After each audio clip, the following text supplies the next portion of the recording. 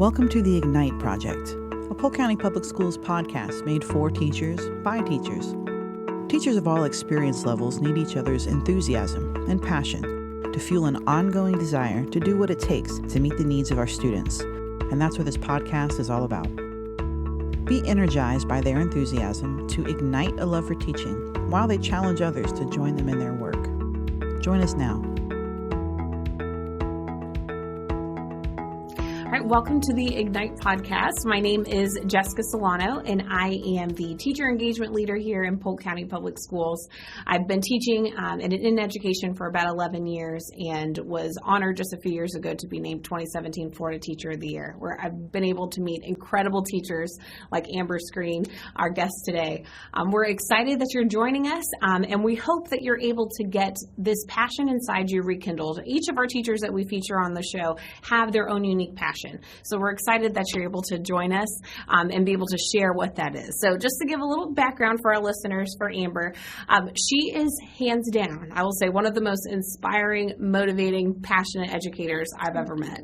So we've had conversations before. You've been able to work with our teacher engagement department, even specifically on this subject of empathy that we're going to talk about today.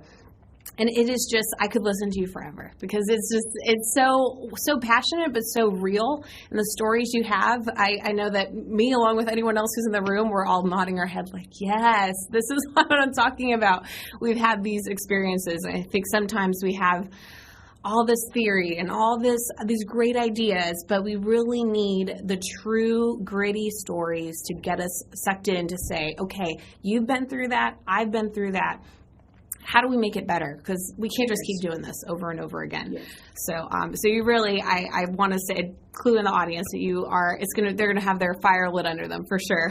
So we're excited that you're here. Thank you. So to give a little bit of background on you, Amber, you have almost 6 years in teaching experience, elementary, currently at Philip O'Brien yes. Elementary, and you have a bachelor's degree in business and a master's in mental health counseling. So yes. this would categorize you really technically as a career changer. Yes. Is that correct? For sure. Absolutely. Excellent. So I know there's going to be a lot of listeners out there that are very enthusiastic over the fact that we have someone who's a career changer. Teaching is hard, but I cannot even imagine changing careers and then yes. saying, okay, this might not be what I expected yes. for it to be. Awesome. So we're going to go ahead and get started, and we'll fuel the fire. Yes, ma'am. Awesome. All right. So we really got to connect in some of our teacher engagement programs. Extending Excellence is our peer mentor program. You were a part of that. That's where we first really got connected. And even then, I was like, this lady is amazing. You could just see this fire inside you. And so then last year we did our Emerge Symposium, which is a teacher-led mini conference. And we centered it around empathy. Yes. And so that really got your attention. You put in this proposal about empathy enjoyed. So, yes. And your breakout was unlike anything that I've ever seen. So I'm going to give you a chance. Go ahead and tell us what that breakout looked like, and kind of spark this conversation about empathy. Sure. So the breakout basically created some scenarios for teachers, coaches, whomever came to be in the shoes of someone else and get to feel what they felt and see how they would have behaved if they had that opportunity. Because a lot of times we only see the picture from our own lens, and it's hard for us to step outside of ourselves and say, hey, somebody is in this team with me. How do they feel about it? Or how can we still work this together? So that was basically what it was about, to get them to have that experience. And then I gave them some real world scenarios to see, hey, how would you respond if this happened to you? How would you have appreciated someone responding if it were you? Right. To kind of give them a different shift to check themselves and say, am I handling people appropriately when I have the opportunity? Right. And to give the listeners kind of a visual, you even had some people had their hands behind their back, some people were blindfolded. Yes. And it was, how am I, and correct me if I'm wrong, it was like, how as the coach am I supposed to help someone, but I don't have my hands? Yes. Right. Or how do I help the parent, but I'm blind? Yes. Absolutely. And that was the goal, because initially when the teachers were around the table, I said, okay, teacher, it's your job to get your student to put this puzzle together, just a regular snap puzzle. Right. And you should have saw their faces. They was like, yeah, okay, we got this. And I was like, okay, then you ready? They was like, yeah. And that's what happens when we start teaching. I got a teaching job. Yes, I'm ready.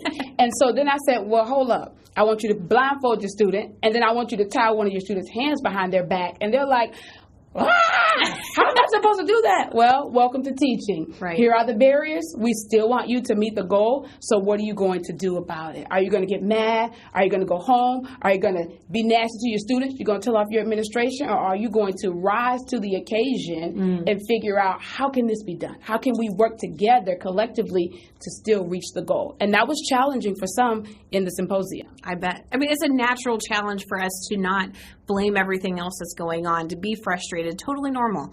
But then to change it to, what can I control? Yeah. Right? And what am I going to do about this? Because just being upset that they're blinded and having a hand behind their back is not going to get you any closer to your goal. No. And then every time you say, oh, well, this is the barrier. Okay, well, tie the other hand behind the student's back. Because that's essentially what could happen in a classroom, because we can't control all the moving parts. Right. So essentially, you're stronger than you think if you want to shift your perspective and pull your strength out. You can do it. I love it. So this is such a great way to kind of spearhead the conversation around empathy. Yes. And there is a lot of misconception about what empathy is and what it's not. So having said all that, that's the breakout that you're able to really bring people to living empathy. How would you define empathy? So to me, the short answer is putting yourself in the shoes of someone else and feeling what they feel first, and then responding to them like you would want to be responded to in those same shoes. So it's different to say, oh, I feel sorry for you, or dang, it's sad that your mom may be on drugs, or you didn't have any sleep last night. But when you are in that position to say, my mom was on drugs and I know how it feels not to sleep the night prior, then you deal with someone different, because that's your experience. And so you deal with them. If that were me, how would I have wanted my teacher to bring me in when I didn't sleep the night before? Makes a world of difference in the connection that you have with the student and what you get out of the student, or even adults, believe it or not. Right. And it's not necessarily even had to have had a mom who's been on drugs, but you can reasonably put yourself in this situation, or even just be honest enough to say, I can't even imagine what you're going through, but yes, I'm here for you. Absolutely. And one of the teachers actually said that in the breakout session. She said, well, Ms. Green, the reality is I will never be in the situation that some of my students are. I can't even imagine what that would be like. So how can I? So then I offered to her, well, I can tell you this, you've been hurt before, so bad to where you wanted to be lifted out of whatever pit you were in. So go to that place and see your student from that perspective and respond to him like you would have wanted someone to respond to you, and then we'll see what you get. Right. I love it. Such a great way to capture that. I've also heard like a misconception of empathy being that you're just saying, oh, I'm sorry. And I'm like, that's such, for me at least, I'm speaking about myself, a natural tendency just to say, oh, I'm sorry, or, oh, that stinks. Yes. It does, but they're still not feeling like we're in the same shoes at this point, right? Instead, just coming by and saying, I can't imagine, or I've had this happen to me, and this is how I felt. I understand what you're going through. Yes. That is totally different than, ugh. Yes. Jeez, I don't know how you're doing that. Which sometimes we can say. Yes. So. Awesome.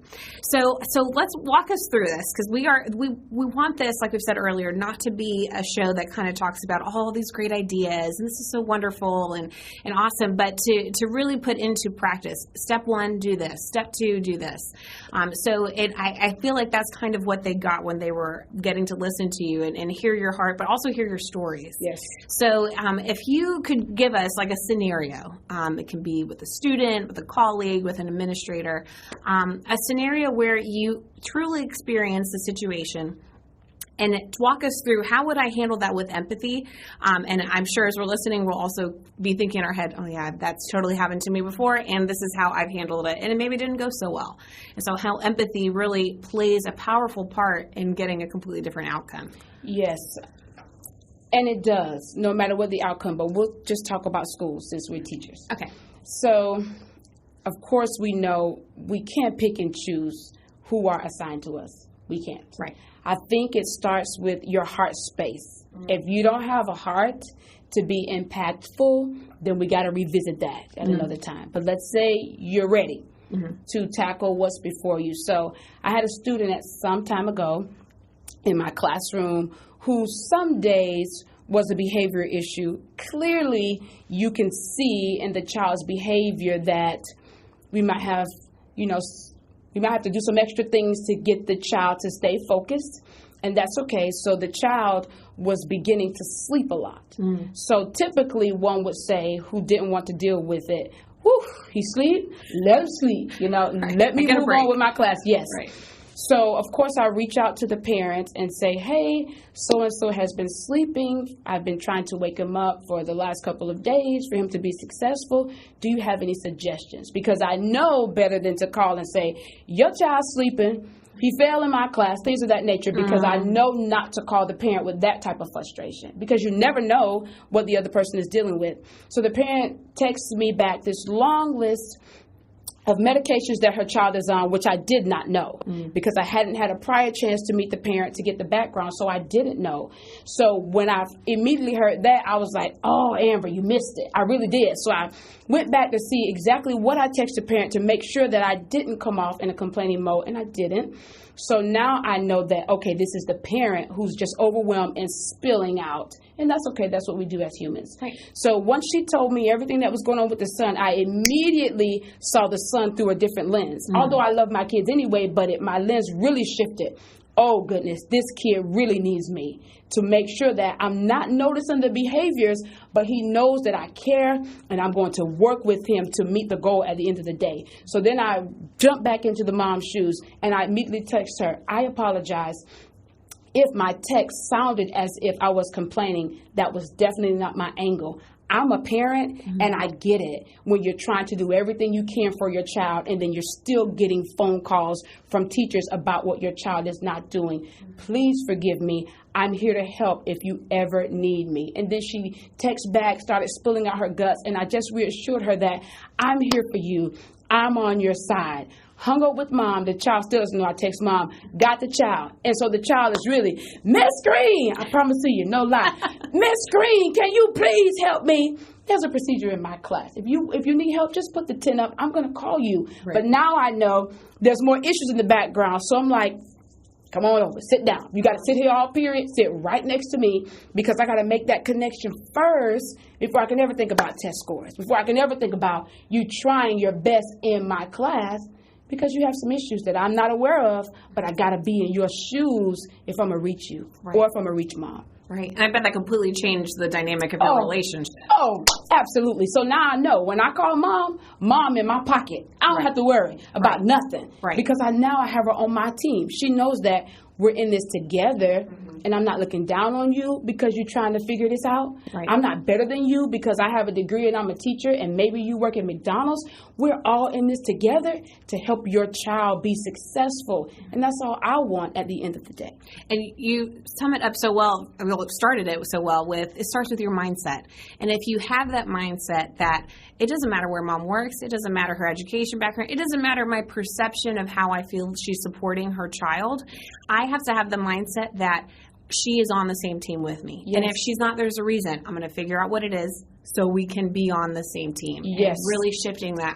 Even with this whole shift when we went to distance learning in March, and there was teachers that were struggling to get a hold of families, it was curious to me about if perhaps we had spent a lot more time building relationships with families like this, maybe it would have been a little easier for us to be able to get connected with them. And so I think as much craziness as COVID has brought, I think hopefully there is some type of revelation that this relationship with families needs to be more than surface level, and that takes you stepping out of your comfort zone. And I also love, because I'm with my 10 and 4-year-old, I'm feeling the same thing of, goodness, I'm working like crazy and I'm doing this, and I struggle to do homework with my daughter, and I see when she gets a bad grade, I'm like, Jessica, why didn't you spend more time with her on her homework or doing different things?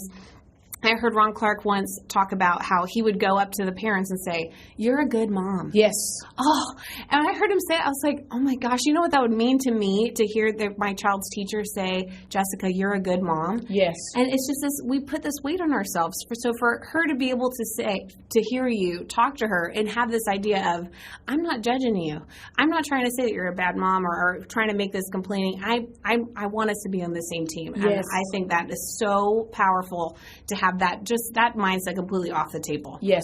So awesome. Very cool. So what about shifting from students to colleagues? Because sometimes, especially when you're working with adults and you're moving into this teacher leader role that you're doing so well, it's totally different, right? Talking with teachers or your colleagues and then working with students, right? And so you have some type of authority to talk to your students and to be able to pull them in different directions. But how do you do this with other colleagues, other adults? So in my experience, I always, just when I deal with people in general, my thought is, you don't know what's going on with them. Mm-hmm. You don't know what their struggle is. So make sure that you are the person that makes the impact positively. So whenever I'm walking down the hallway or I'm dealing with anyone, that is always my mindset. Mm-hmm. Trying to figure out, okay, how can I help? How can I, impact this person positively?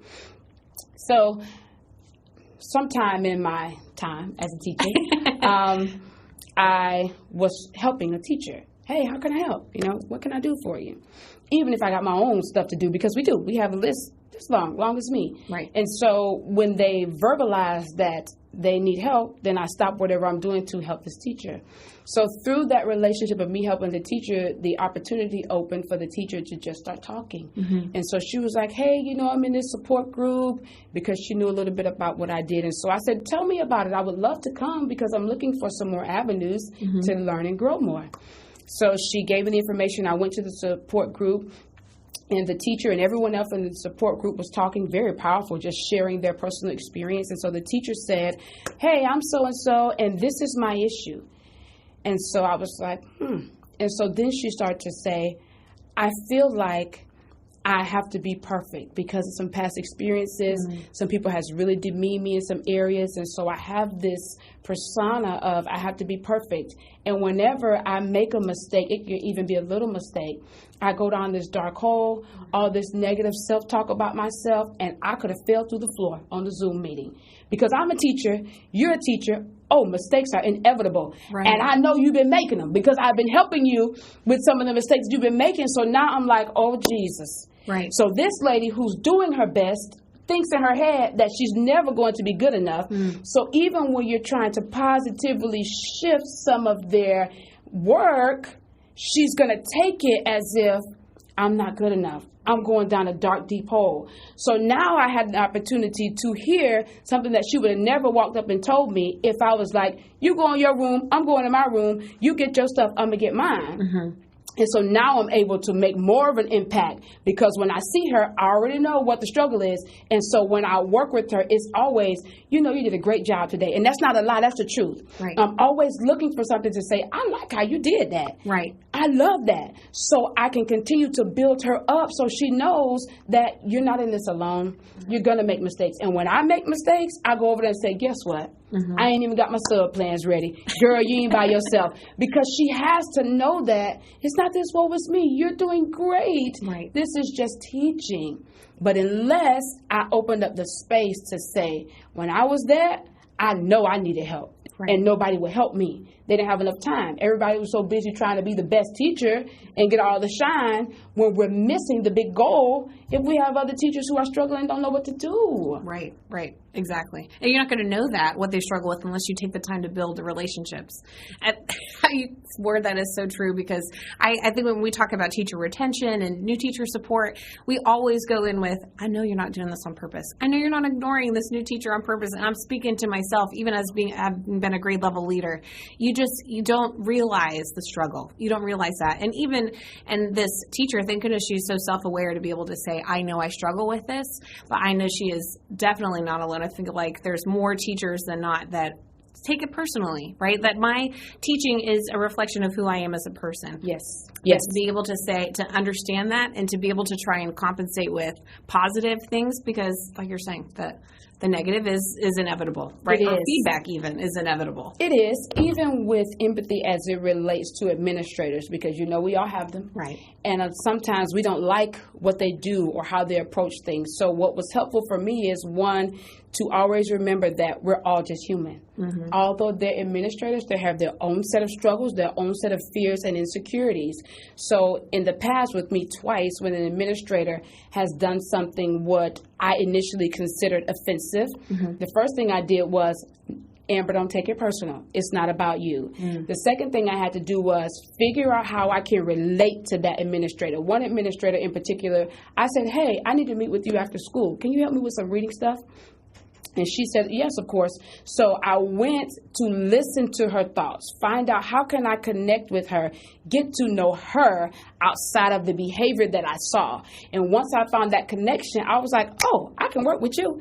Shift my entire perspective versus saying, oh, don't talk to me like that. Mm. I'm an adult just like you. And then here goes the tension. Right. And then I don't want to do what you say. And then the kids miss out in the end. Right. That's how I am able to realize that we're all just human, mm-hmm. trying to do the best we can, and we're going to work this out. Right.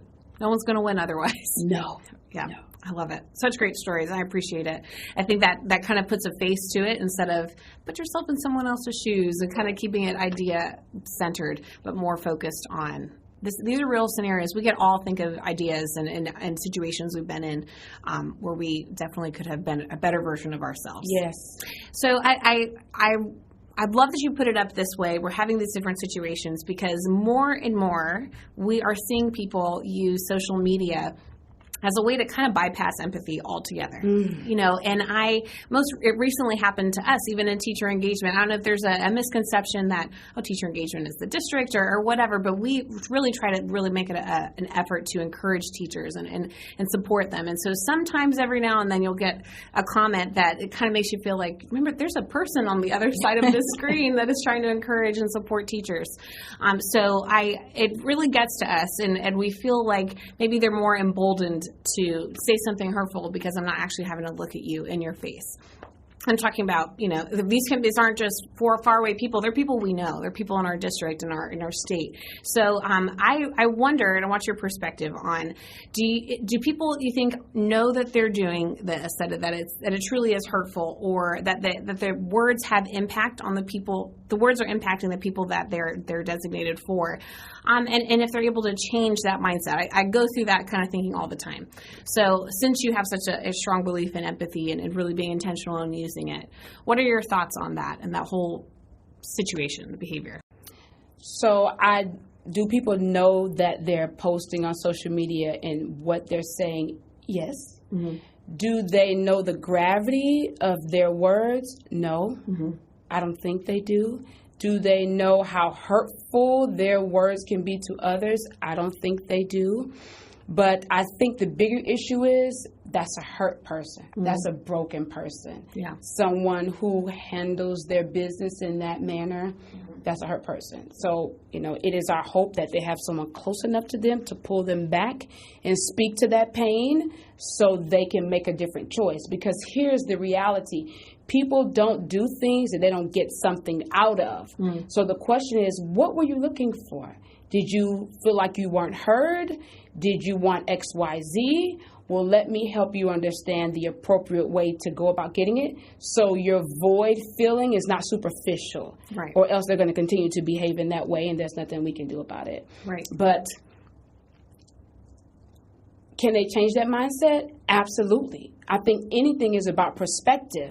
But in order for you to speak to that pain, you got to be in their shoes to create that safe space for them to pour that out to you so you can start to speak to it. But if they fire off at you and you fire back at them, right. Forget it. You're going to never get to the deep layers of where that's coming from. Right. So it got to start with them knowing that she's on my side. It's safe for me to be vulnerable with her. Mm-hmm. It's okay if I'm not the teacher of the year or if I really don't know what I'm doing. Mm-hmm. She's just here to help me. Then you get to that. Right. And then you speak to that to diminish that inappropriate behavior. Right. It's such a good point to make it, because we've all seen, right, the social media battle back and forth. And it's like, no one is going to change their mind because of this. We believe what we believe. Yes. And so I love how you put it as we're doing something to get something back. Yes. And who knows what they were expecting. Perhaps going back and forth on social media isn't the way to do it. Not at all. For me, I've seen people that have done it, and then people that I know who are posting things. And so I found it's more powerful for me to have just a side conversation with someone who I have a relationship with, or at least can say, oh, hey, you work at my school too. I wanted to talk to you about this. I noticed that you said this.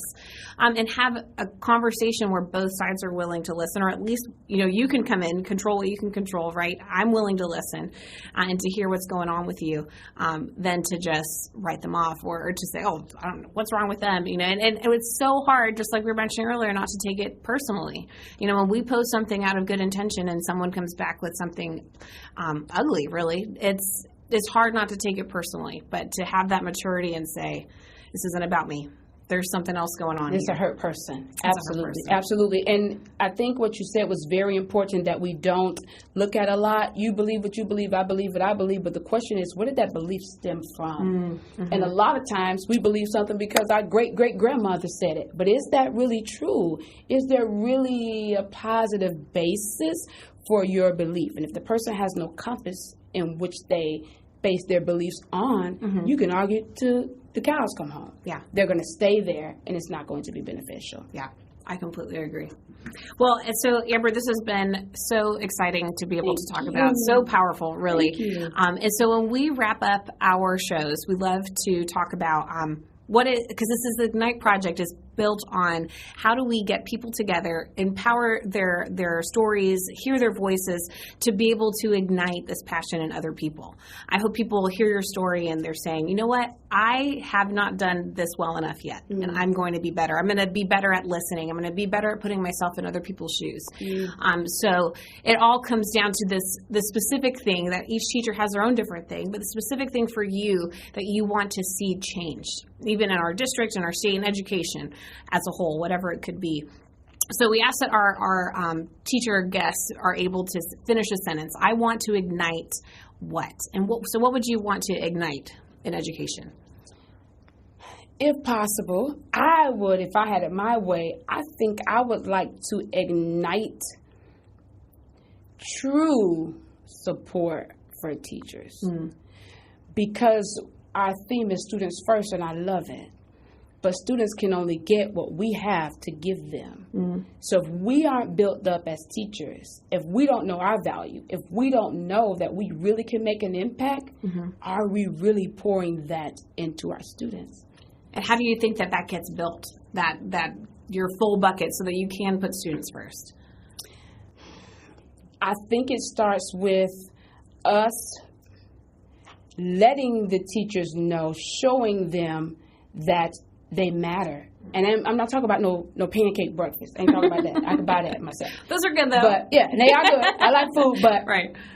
When I go home, I still got this inner that I'm struggling with, even though I'm full of pancakes. Right. So how do we create the space to where teachers know that they are really valued? And to be honest, I don't even know if what we have now has the time to speak to that. Maybe somebody that has a business will come in and say, hey, I can contract with Polk County School Boards to offer this to students. Maybe they can come down on their planning and just get a massage and just debrief and just tell me how they feel. I don't know what it is, but I think people need to be built up as individuals before we can share what others need with somebody else. Because if I don't have it to give, you can't get it from me.